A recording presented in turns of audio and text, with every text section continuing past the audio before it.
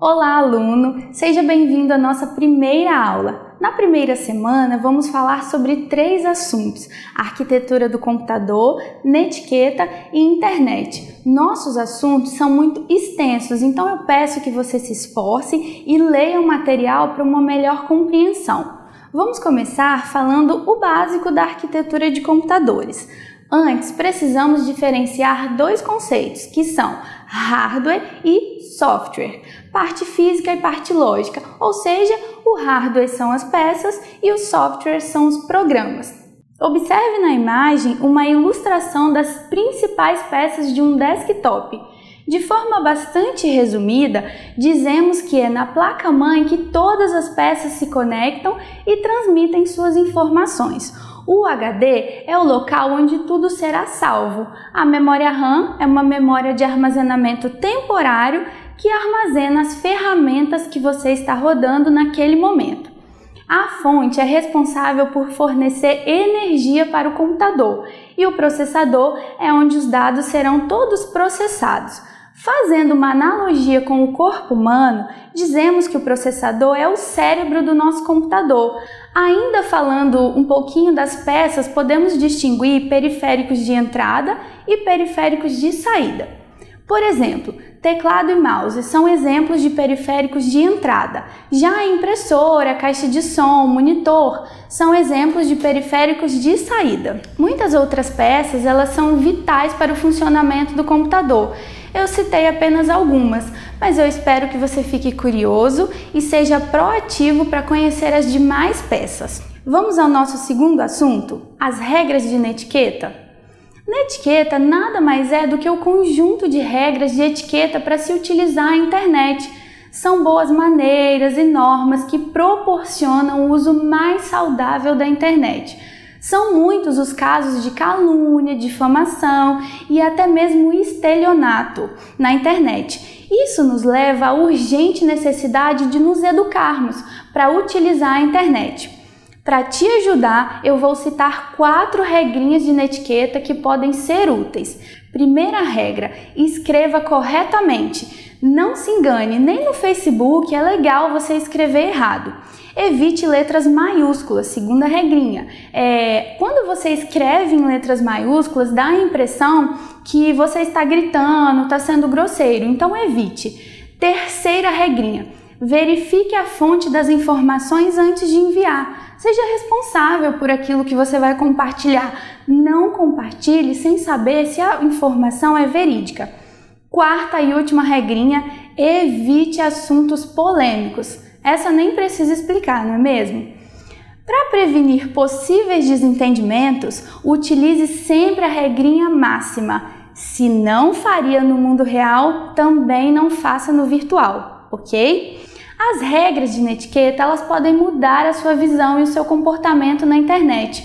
No seu material, você pode conferir uma lista bem mais completa de netiquetas.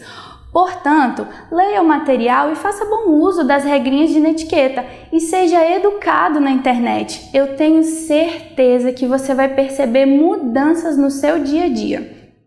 Vamos ao nosso terceiro e último assunto da semana, a internet. Caso você não saiba, a internet ela foi inventada nos Estados Unidos lá na época da Guerra Fria, para fins militares. Depois da Guerra Fria, algumas universidades se interessaram pelo recurso e deram seguimento no projeto. Muitos e muitos anos se passaram e a internet virou esse fenômeno que conhecemos e adoramos. Nesta aula, eu espero que você aprenda a utilizar a internet com mais facilidade. Por isso, eu vou compartilhar com você agora a minha tela e eu vou te dar algumas dicas bem legais para você utilizar o Google Chrome. Observe! Então, essa é a minha tela do Google Chrome. Como você é um aluno do curso avançado, estou partindo do princípio que as funções básicas do Chrome você já conhece. Então, vamos lá. A primeira dica é sobre a navegação em abas. Eu posso abrir várias abas aqui numa mesma seção e navegar em sites diferentes. Aqui eu posso colocar o site do Terra, aqui eu posso colocar um outro site e aí eu vou intercalando essas abas. Quando eu não preciso mais, eu posso fechar para descartar. Próxima dica é sobre o histórico.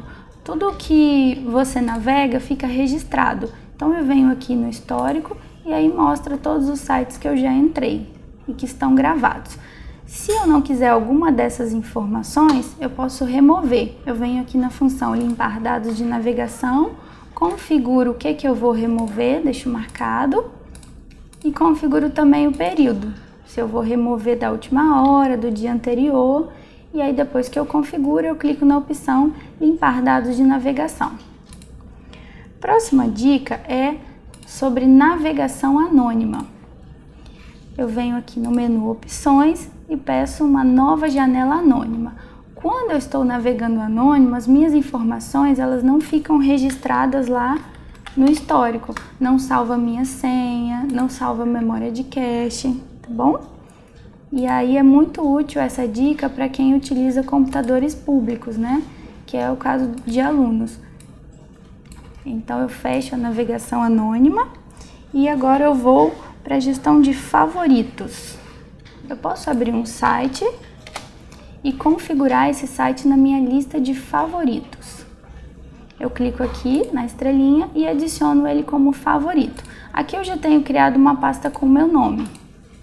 Então eu coloco esse favorito dentro da minha pasta. Quando eu venho aqui no opções, favoritos, gerenciador de favoritos, aí eu vejo a pasta que eu criei. Se eu quiser criar uma outra pasta, eu clico com o botão direito, adicionar pasta, dou um nome para essa pasta e aí sempre que eu clicar na opção de favoritar um site, ele vai me dar essa pasta que eu criei. Assim meus favoritos ficam sempre organizados.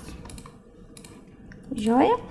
Próxima dica é sobre o gerenciador de downloads. Eu venho no opções, procuro aqui downloads ou aperto Ctrl J e aí ele vai me mostrar todos os downloads que foram realizados aqui no meu Google Chrome. Eu posso remover esses downloads, tá? Ou ele mostra também a origem do download aqui no histórico. A última dica é sobre fixar uma guia. Eu venho no site que eu desejo fixar e aí com esse site aberto eu clico aqui na guia com o botão direito e seleciono a opção fixar guia. E essa guia fica fixa ali no cantinho e aí eu vou navegando entre outras abas e a guia fica ali fixa. Se eu fechar o meu navegador e abrir ele novamente, a minha guia vai continuar ali fixa, tá? Se eu quiser remover essa guia, eu clico nela com o botão direito novamente e vou na opção liberar guia. E aí ela fica liberada, volta a aparecer a opção de fechar essa guia, tá? Então essas são as dicas que eu queria te passar sobre o Google Chrome. Por hoje encerramos por aqui. Eu espero que você aproveite o conhecimento e que você tenha uma excelente semana de estudos.